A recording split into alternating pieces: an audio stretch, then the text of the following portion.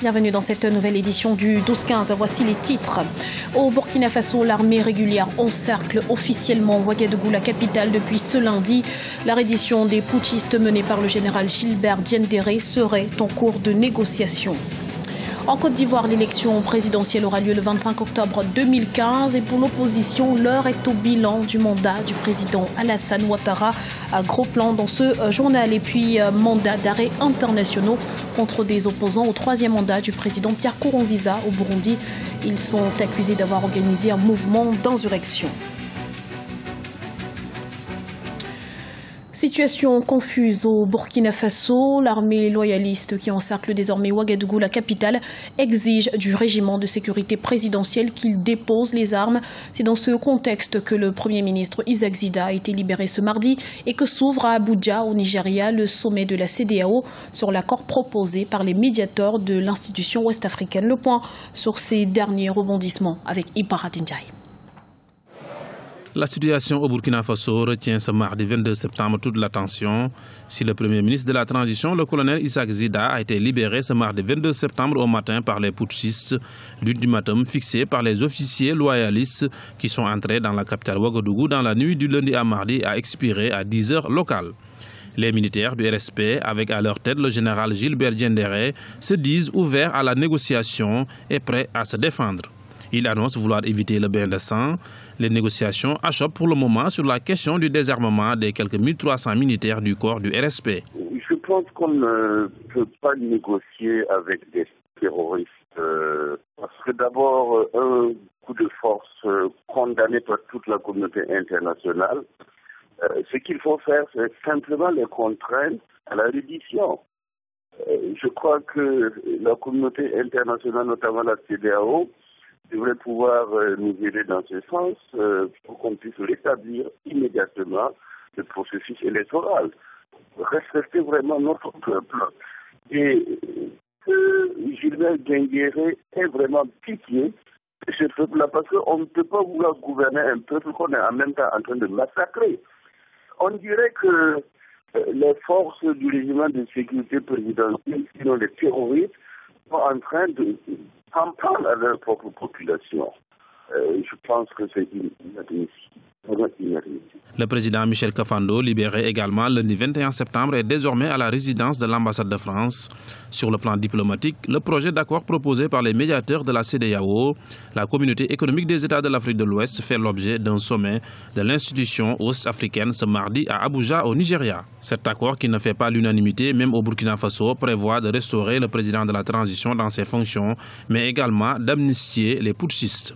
Ces derniers disent vouloir attendre les résultats de la rencontre de la CEDEAO à Abuja, de même que le président de la transition, Michel Kafando. Je ne sais pas. Moi-même, je n'ai pas été convié à ce sommet. J'attends donc qu'on me dise ce qui va se faire.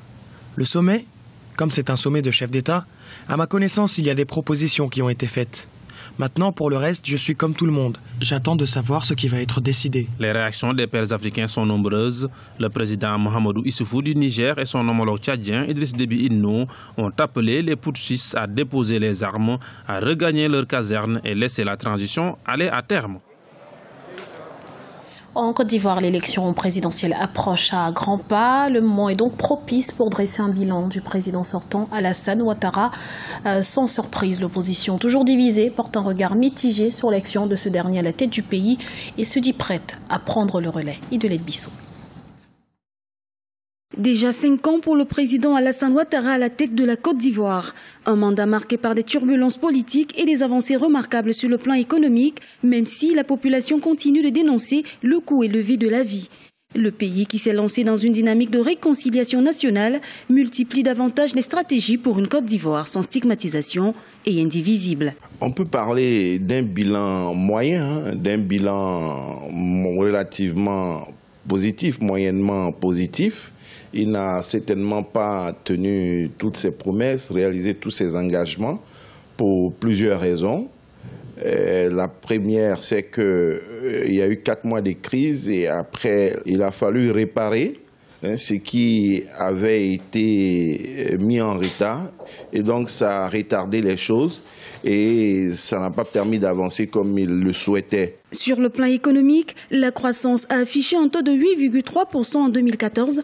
Le pays table sur des prévisions similaires en 2015 et 2016. En tête du peloton des producteurs de la noix de cajou dans le monde, la Côte d'Ivoire, dont les prouesses économiques reposent essentiellement sur l'agriculture, est classé premier producteur mondial de cacao, avec 1,7 million de tonnes en 2014. Durant le quinquennat du président Alassane Ouattara, les autorités ont aussi renforcé la recherche scientifique et la formation professionnelle. Les résultats auxquels nous sommes parvenus après 3 ans de mise en œuvre du programme national d'investissement agricole, aussi encourageants soient-ils, sont des résultats auxquels la Côte d'Ivoire est familière.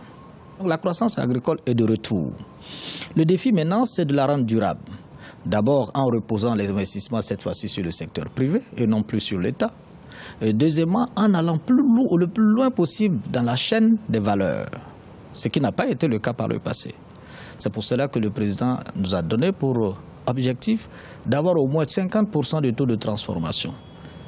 Et aussi de travailler sur l'accès au marché. Selon certains observateurs, le bilan du président Alassane Ouattara à la tête de la Côte d'Ivoire peut se traduire par des efforts de réconciliation nationale et les prouesses économiques.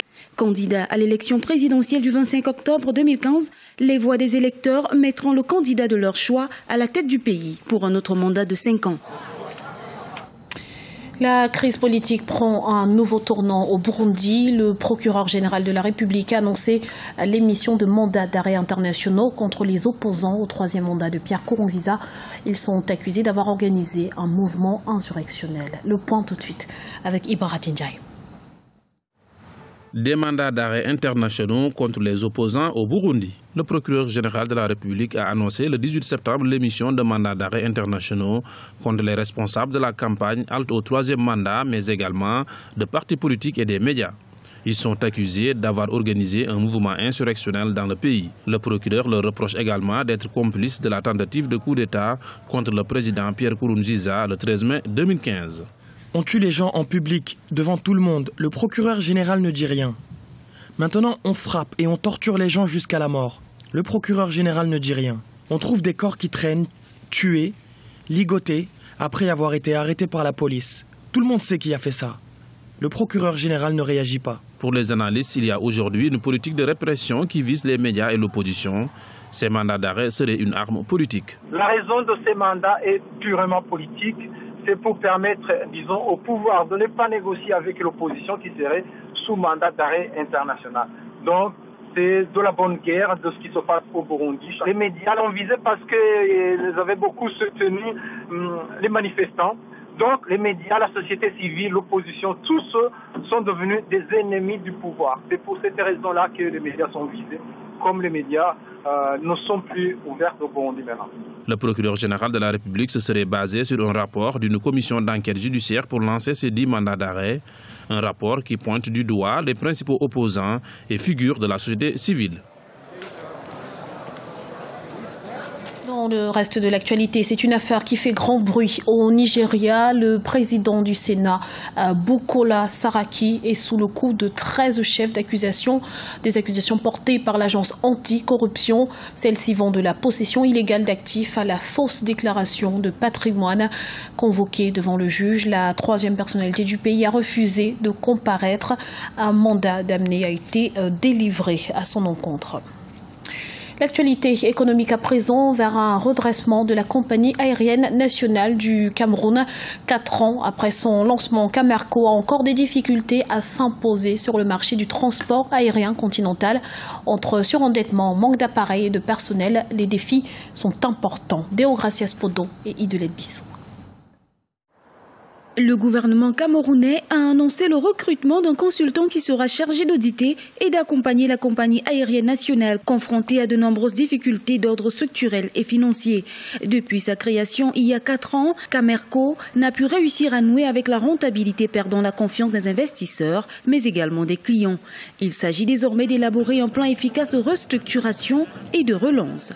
Les problèmes sont connus. Allez chercher, si vous voulez, un cabinet d'audit. C'est pourquoi pour encore dépenser des sommes inutilement, alors qu'au Cameroun, vous avez des experts qui vous ont déjà pratiquement énoncé tous les problèmes qu'il faut régler pour faire tourner la Camer de manière efficace, ou la Camerco, la nouvelle, quels que soient les deux. Bon, pour moi, c'est la même chose, puisque en termes de gestion, on ne met pas à la place des gens qui sont compétents pour pouvoir gérer une compagnie aérienne. Aujourd'hui, Les nominations politiques sont dépassées. Il faut mettre maintenant des vrais gestionnaires à la tête des entreprises. Et les gestionnaires, ce ne sont pas les hommes d'affaires. Selon le communiqué du gouvernement camerounais, les cabinets postulants devront déposer leurs offres au plus tard à la fin du mois de septembre 2015. À terme, le consultant aura 3 mois pour effectuer sa mission en proposant la meilleure formule capable de redonner un nouvel élan à la compagnie. Une démarche certes importante, mais de l'avis des analystes, il va falloir mettre en place un bon mécanisme de gestion pour éviter à nouveau la faillite. Vous avez pratiquement, comment dirais-je, une espèce d'hésitation. C'est-à-dire qu'il n'y a pas de stratégie claire concernant une compagnie aérienne au Cameroun. Donc, à partir de là, c'est une nécessité. Un pays positionné comme le Cameroun a besoin d'avoir une compagnie aérienne autonome pour essayer, dans un pays aussi vaste, étoffer maintenant, si vous voulez, les dessertes régionales à l'intérieur du pays. Pour rappel, en 2013, un comité avait été mis en place dans la même perspective de redécollage de la compagnie. Il avait été proposé un plan de réduction des effectifs, une révision de la masse salariale et de certaines charges d'exploitation. C'était le journal de la rédaction. Nous vous remercions pour votre fidélité. Retrouvez dans un instant une nouvelle édition de l'information sur Africa 24.